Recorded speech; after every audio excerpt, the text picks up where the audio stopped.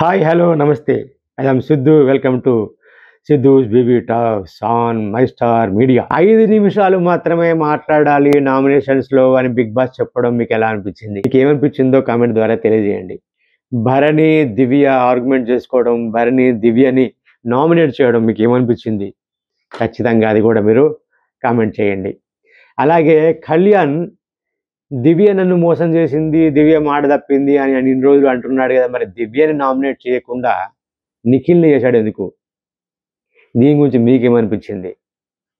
Comment చేసి genuine feedback మీ మనసులో ఈ క్వెషన్ వినంగానే ఏమనిపించిందో అది కామెంట్ చేయండి. అలాగే గౌరవ్ సరైన పాయింట్ తీసుకున్నాడా సంజనని చేయడానికి, నామినేట్ చేయడానికి? ఆ పాయింట్ వాలిడ్‌గా ఉందా? మీకేమనిపించింది? అది కూడా మీరు మీ ఒపీనియన్ చెప్పండి. దివ్య, రీతు మాట్లాడుకున్నప్పుడు రీతు మాట్లాడే విధానం ఎలా అనిపించింది మీకు? అంటే నన్నెందుకు తీసావు, సాయికి ఎందుకు చెప్పావు అని మాట్లాడింది కదా! దాని గురించి మీకేమనిపించింది? కామెంట్ చేయండి. అంటే నేను ఎందుకు కామెంట్ చేయండి అంటున్నానంటే, మీరు ఇవన్నీ చూస్తున్నప్పుడు మీ ఫీలింగ్స్ ఉంటాయి కదా! నేనిప్పుడు క్వెషన్ అడగగానే మీకేదో అనిపిస్తది కదా! అవును గదా! లేదా కాదు గదా! అలా ఇలా, ఇలా ఇలా అనిపించి. అది ఖచ్చితంగా కామెంట్ చేస్తే మనకు ఒక సాటిస్ఫాక్షన్ ఉంటది. యెస్! నా ఒపీనియన్‌ని నేనిక్కడ పెట్టాను అని. అందుకోసమే కామెంట్ చేయండి చెప్తున్నా. సబ్స్క్రైబ్ చేయండి. ఈ వీడియోని సబ్స్క్రైబ్ చేయండి. లైక్ కొట్టండి. కంపల్సరీగా లైక్ కొట్టండి. కామెంట్ తప్పనిసరిగా చేయండి. 5 నిమిషాలు మాత్రమే అనడం చాలా బావుంది. గంటలు కొద్దీ అరగంట, పావుగంట కాదు గంటలే. పావుగంట, అరగంటలు చాలా చిన్న విషయం. గంటల కొద్దీ చెప్పిందే చెప్పి, చెప్పిందే చెప్పి వీళ్ళు వాయించి, వాళ్ళు వాయించి చెవుల నుంచి రక్తాలు గారుతా ఉంటాయి. ఏందిరా బాబు ఇదని. అట్లాంటి నామినేషన్ ప్రక్రియని 5 నిమిషాల్లో క్లోజ్ చేయాలని టైమర్ ఎయడం. యబ్బా! ఏం చెప్పార్రా భయ్! సూపర్‌రా అనిపించింది నాకు. ఎందుకంటే ఒకటే పాయింట్, రెండే పాయింట్లుంటాయి. 5 నిమిషాలు కాదు, 3 నిమిషాలు అయిపోయే పాయింట్లే ఉంటాయి. దాన్ని 30 నిమిషాలు, 3 గంటలు చేస్తారు వీళ్ళు. అబ్బా! భలే కాపాడార్రా మనని అనిపించింది. అందుకే పడా పడా బడా బడా బడా మాట్లాడేస్తారు. మాట్లాడేసి దాన్ని క్లోజ్ చేయాల. సో, అలా చెప్పడం వల్ల భలే వెరైటీగా వెళ్తున్నాడు ఈసారి అనుకుంటే ట్విస్ట్ తర్వాత ఇచ్చాడు. సరే, 5 నిమిషాల్లో చెప్పడం అనేది బావుంది. ఇక్కడ మనం ఇమ్ము, ఇమ్ముకి మర్చిపోయా ఇందాకనే అడుగుదాం అనుకున్నా. ఇమ్ముకి ఇమ్యూనిటీ పవర్ ఉంది ఇప్పుడు. ముందు ఇవ్వలేదు. తర్వాత ఇంటి సభ్యులందరూ కలిసి ఏమంటే మరి అదే అని చెప్పి అన్నాడాయన బిగ్ బాస్. అందరూ కలిసి ఓటేసి ఇమ్ముకి ఇమ్యూనిటీ పవర్ వచ్చేలాగా చేశారు. అయితే ఇమ్యూనిటీ పవర్ లేకుండా అతను కూడా నామినేషన్‌లో ఉంటే ఎలా ఉండేది? లాస్ట్ టైము నాగార్జున గారు చెప్పినప్పుడు, "నువ్వు ఇంతవరకు నామినేషన్‌లోకి రాలేదు" అనంటే, "అవును సార్, నా ఫ్యాన్స్ అందరూ నిద్రపోయారేమో, నేను నామినేషన్‌లోకి వస్తే బావుండు" అన్నవాడు. మరి ఈసారి నామినేషన్‌కి రావచ్చు కదా! ఇమ్ము కూడా, ఇమాన్యుయల్ కూడా నామినేషన్స్‌కి వచ్చే అవకాశం బిగ్ బాస్ ఇచ్చాడు. కానీ ఇమాన్యుయల్ ఇన్‌సెక్యూరిటీ ఫీలింగ్. ఎక్కడ నామినేషన్‌లోకి వస్తే పోతానో, ఆ ఫీలింగ్ మొదటి నుంచి ఉంది, ఇప్పటికీ ఉంది. అంటే మొన్న నాగార్జున గారు అన్నప్పుడు, "అవును సార్, అందరూ నా ఫ్యాన్స్ నిద్రపోతున్నారేమో, నేను నామినేషన్స్‌కి నెక్స్ట్ టైమ్ వస్తా" అనడం ఉట్టి మాటేనా? ఉట్టి మట్టేనా? అందుకే సేఫ్ గేమర్ అంటారు అతన్ని. కనీసం నాగార్జున గారి ముందు చెప్పినందుకైనా, "అరె! నేను మొన్ననే అన్నాను గదా! ఈ మాట" అని చెప్పి, "నాకు ఇమ్యూనిటీ వద్దు. అందరు నాకు వ్యతిరేకంగా ఓటేయండి. నేను ఇమ్యూనిటీ నాకు వద్దు. నేను నేను నామినేషన్‌లో ఉంటా" అని చెప్పాల్సింది గదా! భయం. ఆ భయం ఉంది మనసులో. నామినేషన్‌లో ఉంటే పోతానేమో, ఆ టెన్షన్ నాకెందుకు? అంటే ఇక్కడేంటంటే, నామినేషన్‌లో ఉన్నోళ్ళందరికీ లోపల ఏదో ఒక భయం ఉంటది. ఎవరో కట్టి పడేసినట్టే ఉంటారు. వాళ్ళు ఒరిజినల్‌గా ఉండలేకపోతారు. ఒక మాట అనాలంటే అనలేకపోతారు. నేను అనే మాట ఎటు పోతదో ఇది, ఎలా పోతదో మరి అన్న భయం ఉంటది. ఆ భయం లేకుండా నామినేషన్‌లో లేకుండే ఫుల్ ఎంజాయ్ చేయొచ్చు, ఎంటర్‌టైన్ చేయొచ్చు. అది ఇమ్మాన్యుయల్‌కి ప్లస్ పాయింట్ అయింది. ఇది ఎంతమంది గుర్తించారు? మీకు అనిపించిందా అలాగా? అతను కూడా నామినేషన్‌లో ఉంటే ఎలా ఉంటదో చూడాలని ఉందా మీకు?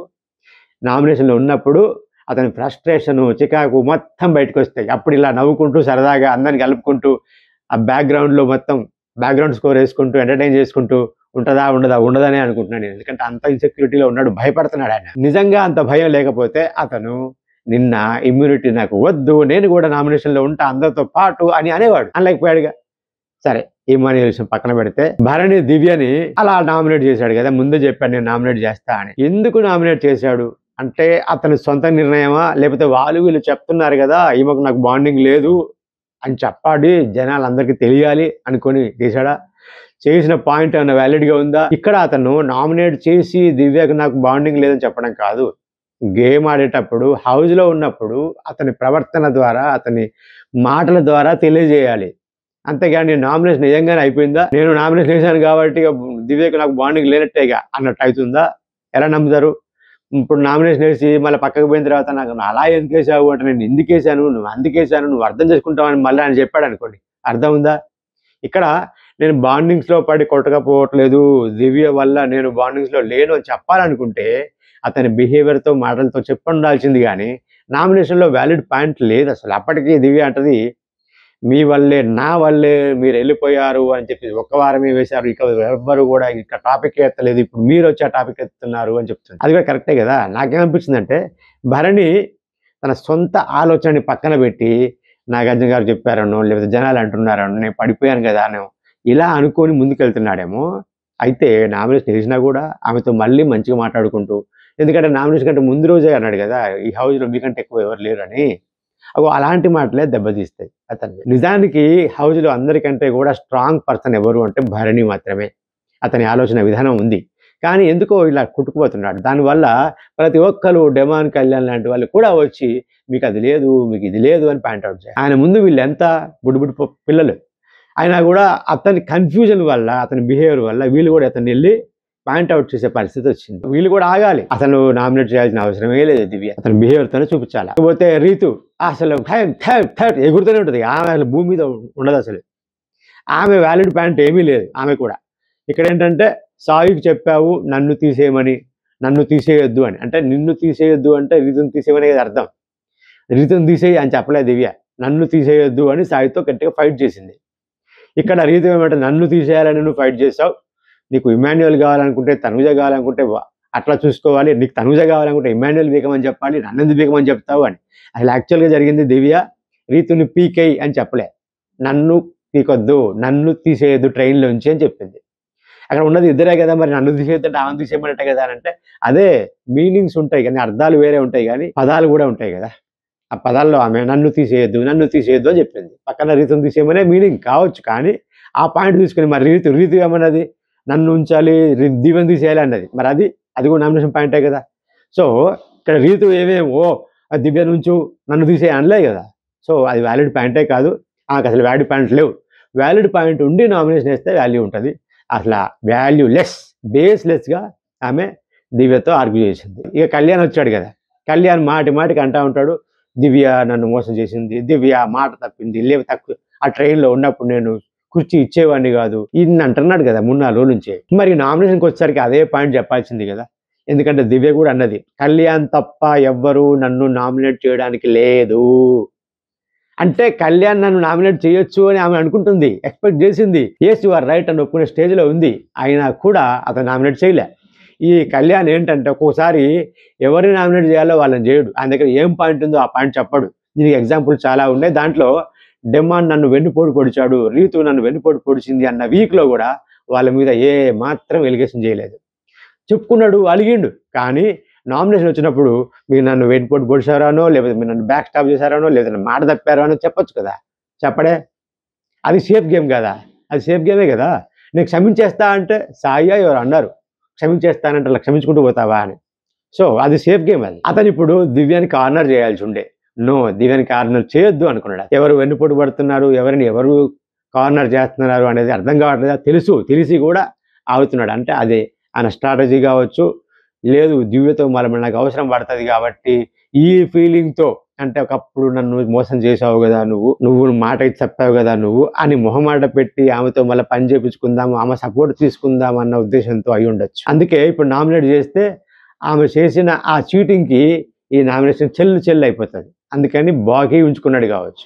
వాళ్ళ ఫ్యూచర్లో ఇలా అనుకోవాలి, దివ్య అరే ఇతను నేను ఎన్ని చేసినా కూడా, ఇతను మాట తప్పినా కూడా, తప్పు నాదని ఒప్పుకున్నా కూడా మళ్ళీ అతను నామినేట్ పెట్టలేదు కాబట్టి, నేను బాకీ పడి ఉన్నాను కాబట్టి ఈ టైంలో అతనికి సపోర్ట్ చేయాలి అని అనుకుంటుందని ఉద్దేశం అయి ఉండొచ్చు. అలాంటి స్ట్రాటజీతో కళ్యాణ్ వెళ్తూ ఉండొచ్చు. అఫ్ కోర్స్ అది ఆయన ఇష్టం. కానీ మనకేమనిపించింది అది కూడా మనం చూసుకుంటాం కదా. ఇలా నామినేషన్లు అయిపోయినప్పుడు చాలా నీరసంగా ఉంది, ఎవరు సరైన పాయింట్స్ పెట్టలేదు అని బిగ్ బాస్ కనిపించింది. ఇక రేగింది. అందుకని అందరిని నామినేషన్లో పడేసాడు వారిని. ఇప్పుడు అందరు నామినేషన్లో పడితే ఇప్పుడు వాళ్ళకి మళ్ళీ టాస్కులు పెట్టి ఆ టాస్కుల ద్వారా ఒక్కొక్కరు మళ్ళీ సేవ్ చేస్తూ ఉంటాడు నామినేషన్లోంచి. అంతకుముందు ఎప్పుడు ఒక వారంలో చేశాడు కదా, అలాగే అప్పుడు ఇమ్ము కూడా లేదు అని చెప్పి మళ్ళీ వెంటనే వీళ్ళందరూ కలిసి ఇమ్ముని కాపాడుకోవచ్చు అని చెప్పి. ఇమ్ము అప్పుడు చెప్పాల్సింది, నో నాకు వద్దు, ఇమ్యూనిటీ వద్దు అని చెప్పాల్సింది. సరే అదొకటి అయిపోయింది. కామనర్స్గా వచ్చారు కదా, కామనర్స్లో వచ్చిన వాళ్ళందరూ వెళ్ళిపోయారు కదా. అందులో మిగిలిన వాళ్ళు ఎవరు? దివ్య, కళ్యాణ్, డిమాండ్ పవన్, వీళ్ళు ముగ్గురు మిగిలారు. మిగతా వాళ్ళందరూ వెళ్ళిపోయారు. అలాగే ఫైర్ స్టామ్స్ అని చెప్పేసి ఇంకొక 6 వచ్చారు. అందులో ఎవరెవరు వెళ్ళిపోయారు? మాధురి, రమ్య, ఆయేషా, ఇప్పుడు సాయి. అంటే అంత ముందు నుంచి ఉన్న సెలబ్రిటీస్ లాగా వచ్చి ఉన్న వాళ్ళందరూ అలాగే స్ట్రాంగ్గా ఉంటున్నారు. సృష్టి, ఫ్లోరా పోతే పోవచ్చు కానీ మిగతా వాళ్ళందరూ అలాగే స్ట్రాంగ్గా ఉంటున్నారు. సో వీళ్ళు మాత్రం జర్నీ ముందుకు వెళ్తా ఉంది. సో ఫైర్ స్టామ్స్లో కూడా గౌరవ్ ఎగిరిపోవచ్చు, మళ్ళీ సెలబ్రిటీస్ లాగా వచ్చిన వాళ్ళలో ఎవరు పోకుండానే ఉంటారు. సో ఇక్కడ ఏంటనంటే సెలబ్రిటీస్గా వచ్చిన వాళ్ళే స్ట్రాంగ్గా ఎండ్ వరకు రాగలుగుతున్నారు. ఫైర్ స్టామ్స్, ఆ పేరులోనే ఫైర్ ఉంది. అంత పేరుతో వచ్చినప్పుడు వాళ్ళు ఫైర్ చూపించాల్సింది. ఆ పేరుతో వచ్చినందుకు ఆ గౌరవ్ కానీ నిఖిల్ కానీ అంత ఫైర్ ఎక్కడ చూపించారు? లేదు కదా. ఇప్పుడు ఆయేషా ఉంటే బాగా ఉండేది కానీ ఆయేషా అనుకోకుండా వెళ్ళిపోవాల్సి వచ్చింది. ఆయేషాలో ఫైర్ ఉండే. అసలు రీతుని బిగ్ బాస్ చాలాసార్లు కాపాడుతూనే ఉంటాడు. ఎందుకంటే అక్కడ ఒక లవ్ ట్రాక్ ఉంది, మనకి లవ్ ట్రాక్ ఒకటి కావాలి ఎంటర్టైన్మెంట్. ఆయేషా ఉండుంటే ఆయేషాని డెమాన్కో ఇంకెవరితోనో పెట్టి లవ్ ట్రాక్ వచ్చేలాగా చేసి రీతుని పంపించేసేవాడు. ఆయేషా పోవడం రీతు కలిసి వచ్చింది. ఇక్కడ ఏంటంటే లవ్ స్టోరీ, లవ్ ట్రాక్ అనేది ఎవరికి లేదు కదా. ఉన్నదల్లా వాళ్ళిద్దరే, డిమాండ్ అండ్ రీతు. వీళ్ళని కనుక విడదీసి ఆయన పంపించేస్తే లవ్ ట్రాకే ఉండదు. కళ్యాణ్ తనూజ మధ్యలో కూడా లవ్ ట్రాక్ వస్తుంది అనుకున్నాం, కాదు అది సిచ్యువేషన్షిప్ లాగా ఉంది, లవ్ షిప్ కాకుండా. కాబట్టి ఇంకా కొన్నాళ్ళు రీతుని, డిమాండ్ని అలాగా ఉంచేస్తాడు. ఎందుకంటే లవ్ ట్రాక్ ఉండాలి, మనకి ఎంటర్టైన్మెంట్ కావాలి, లేకపోతే మనకు బోర్ కొడుద్ది. కాబట్టి ఉండాలి, వాళ్ళు ఉండాలనే కోరుకుందాం మనం కూడా అంతే కదా. నిఖిల్ని మంచోడు మంచోడు మంచోడు అంటున్నారు. ఆయన వెరీ స్ట్రాంగ్ పర్సన్. కాకపోతే అతని దగ్గర నుంచి మనకి ఎక్కువ ఎక్స్పెక్ట్ చేస్తాం, ఇంకా ఎక్స్పెక్ట్ చేస్తుంటాం. ఆ ఎక్స్పెక్టేషన్కి అతను రీచ్ అవ్వట్లే, అది నిజమే. దాన్నే కళ్యాణ్ చెప్పాడు. కాకపోతే నిఖిల్ జోలికి వెళ్ళకుండా దివ్య జోలికి వెళ్ళి దివ్య నువ్వు చీటింగ్ చేసామని చెప్పుంటే బాగుండేది అనుకున్నా. సరే నిఖిల్ని నామినేట్ చేయాల్సినంత అవసరం కనపడలేదు. అతనికి నార్మల్ కూడా చెప్పొచ్చు, నువ్వు సరిగ్గా లేదబ్బా, నువ్వు 5 స్టార్ వచ్చినావు, ఫైర్ ఏది అని నామినేషన్స్కే చెప్పాలా, నార్మల్గా చెప్పకూడదా? చెప్పాలనుకుంటే చెప్పొచ్చు. అలా కూడా ముందుకు తీసుకెళ్ళచ్చు. ఇదొక పాయింట్. మీకు ఏమనిపిస్తుంది నేను చెప్పిన పాయింట్స్ ఉంటే వాటి మీద కంపల్సరీగా కామెంట్ చేయండి. ఇది వింటున్నప్పుడు జెన్యున్గా ఫీలింగ్ రాగానే ఆ ఫీలింగ్ రాసేయండి. సబ్స్క్రైబ్ చేశారా? సబ్స్క్రైబ్ చేయండి, లైక్ చేయండి, కామెంట్ చేయండి. Thank you so much. Thank you.